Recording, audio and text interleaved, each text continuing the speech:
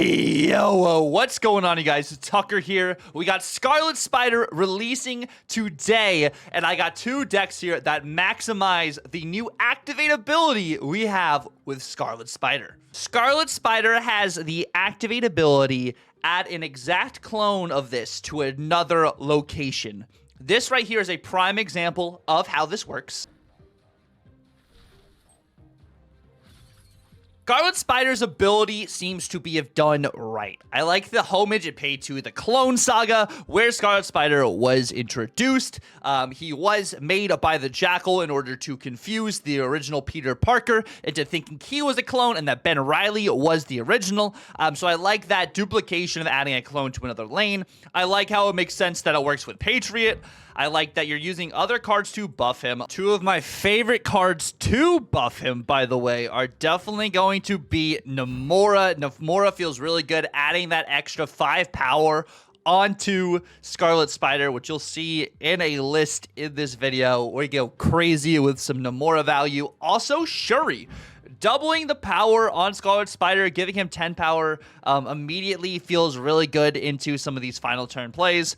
And then, of course, adding some Aranya value. So you're playing it onto the Shuri, you know, moving it off of the Shuri, getting an extra 2 power, and then setting him up by himself for the Namora value. And of course, if you don't have these cards, you could be setting up just a single turn on curve kind of play where you're using Kia, Gwenpool, like we were talking about as well. I think it just makes a lot of sense to try and add as much power to him as possible to maximize that. And then if you want that extra power to be doubled again, or you want that extra 2 power to be added to multiple cards again, you're using this with Wong as well to, you know, add extra Namora value. You get extra 10 power onto a card by itself. Or Gwenpool, of course, you're playing the RNG there, but that extra 2 power going off 3 times goes off 6 times. Using this onto the Shuri and then activating your Aranya to move the Scarlet Spider off, which you'll actually see in this video, feels really solid too, to be able to get some huge Scarlet Spider value as well. Maybe you can use him with Storm. You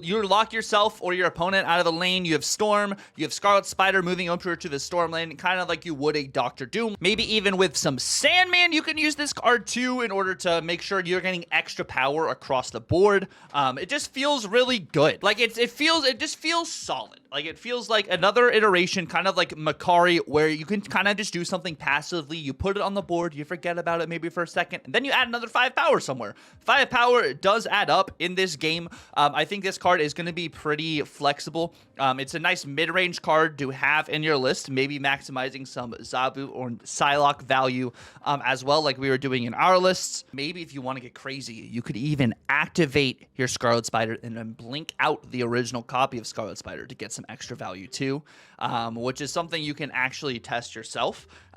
Just be able to get some extra blink value. This is another card I think is kind of underrated, but could work with Scarlet Spider as well because you are getting that extra 5 power on the board. And of course, we can't forget, you can use them with Miss Marvel. You have him on one side of the board, you get him to another side of the board to activate Miss Marvel, get her ability to be able to go off for you as well. I feel like this card, like I said, is going to be flexible. It's going to take some deck building, not necessarily a plug and chug kind of thing. Scarlet Spider is also a token card, so it can have some key synergy with Mockingbird as well. Those are just a couple examples of what you could do potentially to maximize Scarlet Spider value, besides just pumping him up and activating him, using him to be able to get other cards out of your deck, like I said, with Blink, being able to have tokens on the board for some Mockingbird value. This card has been an absolute blast to use, and it is easily one of my favorite cards this season. Let me go ahead and show you guys the 2 decks that I've been messing around with and having a lot of success with. This right here has been my favorite of the 2 list. It is definitely a little bit greedy